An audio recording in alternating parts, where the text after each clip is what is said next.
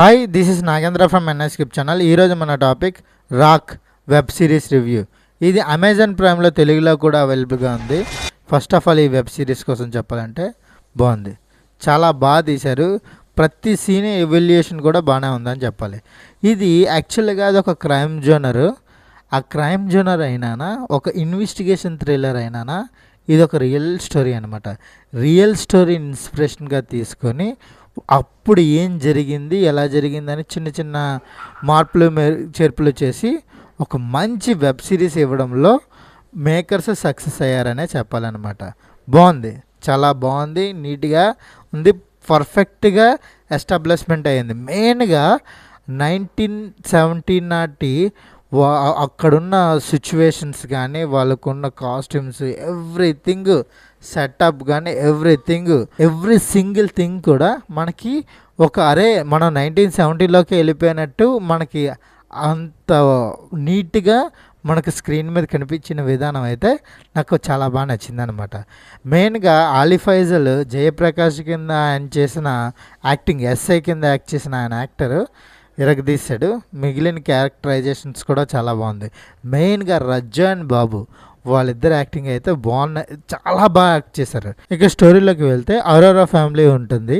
ఈ అరోరా ఫ్యామిలీలో సాహిల్ అండ్ సుమన్ ఇద్దరు వాళ్ళ రేడియో స్టేషన్ దగ్గరికి వెళ్ళి అక్కడ పాట పాడాలన్నమాట. వాళ్ళ రిటైర్డ్ పోలీస్ ఆఫీసర్ అశోక్ అరారా, వాళ్ళ మోనా అరారా కింద వాళ్ళ వైఫ్ ఉంటుంది. వాళ్ళ వైఫ్ వాళ్ళ ఇద్దరికి డబ్బులు ఇచ్చి బయటకు పంపిస్తుంది.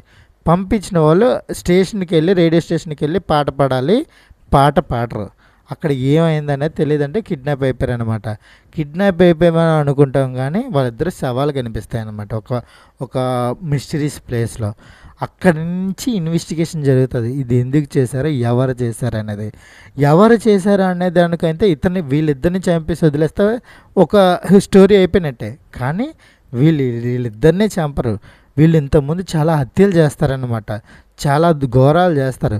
వాళ్ళిద్దరు బ్యాక్గ్రౌండ్ ఏంటి, వాళ్ళు ఎందుకు అలా చేయాల్సి వచ్చింది అనేది స్టోరీ అనమాట. వాళ్ళు బాబు అండ్ రజ్జు అది ముందు నుంచి చెప్పేస్తారు. వాళ్ళిద్దరే, స్పాయిలర్ ఏం కాదు, వీళ్ళిద్దరే చేశారని మనకు క్లారిటీగా అయిపోతుంది. వాళ్ళిద్దరూ జయప్రకాష్ అనే పోలీస్ ఆఫీసర్ ఇన్వెస్టిగేషన్ చేస్తాడు వాళ్ళిద్దరి కోసం. ఈ అశోక్ అరారా వాళ్ళ తండ్రి కాబట్టి ఆయన ఆర్మీ ఆఫీసర్, ఆయన ఏమైనా చేస్తాడు అనుకుంటాం కానీ రియల్ లైఫ్ కాబట్టి అతను ఏం చేయలేనట్టే చూపించాడు.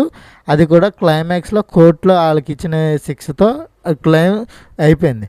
కాకపోతే ఇక్కడ మనకు చాలా విషయాలు బయటకు వస్తాయి అన్నమాట.